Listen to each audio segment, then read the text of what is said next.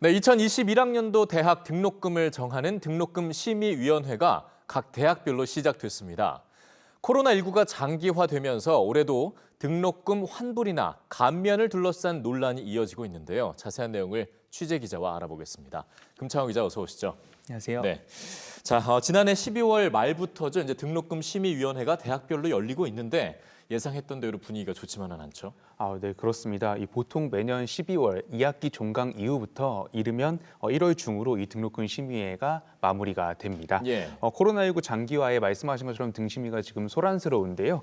얼마 전 서울대는 올해 등록금을 1.2% 인상하겠다고 제안했다가 학생들의 반발에 부딪혀 등록금을 최종 동결하기로 했습니다. 예. 학생들은 코로나19로 각 가정의 피해가 광범위한 상황에 등록금을 올려서는 안 되고 또 등록금이 오르면 이와 연동된 국가장학금도 받을 수가 없어서 학생들이 더 어려워진다고 주장했습니다. 예. 또 부산대 총학생회는 등록금 인하를 요구하며 등록금 심의위원회를 보이콧했는데요.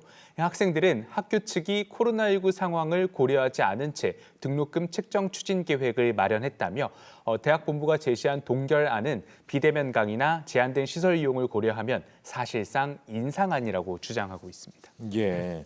근데 지금 문제는 보면 이미 종강이 된, 그러니까 지난 학기 등록금 산정 방식에 대해서도 여전히 불만 섞이는 목소리가 나오고 있는데 환불까지 요구하는 목소리가 있어요. 네, 그렇습니다.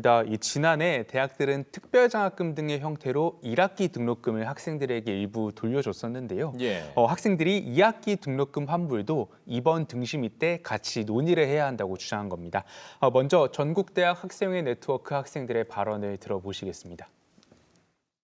학생들은 또다시 학교 시설조차 이용하지 못하고 부당한 등록금에 비해 질 낮은 수업을 들어야 했다. 1월 등심위에서 부당하게 높게 책정된 2020년 하반기 등록금과 2021년 등록금의 전면 재논의가 필요하다.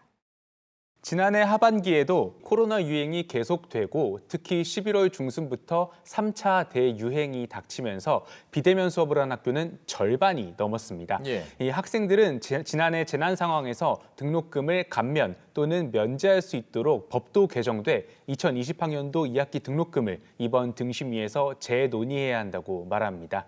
하지만 대학들은 등록금 감면 또는 환불이 여의치 않다고 설명하는데요.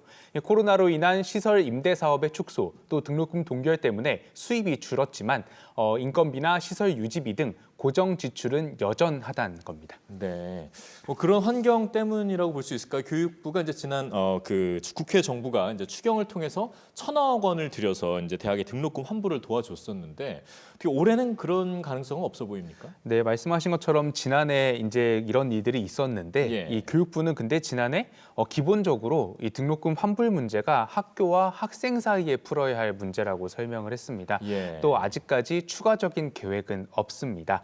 하지만 학생과 대학 모두 등록금 문제 해결을 위해서는 정부 지원이 필수라고 지적을 하는데요.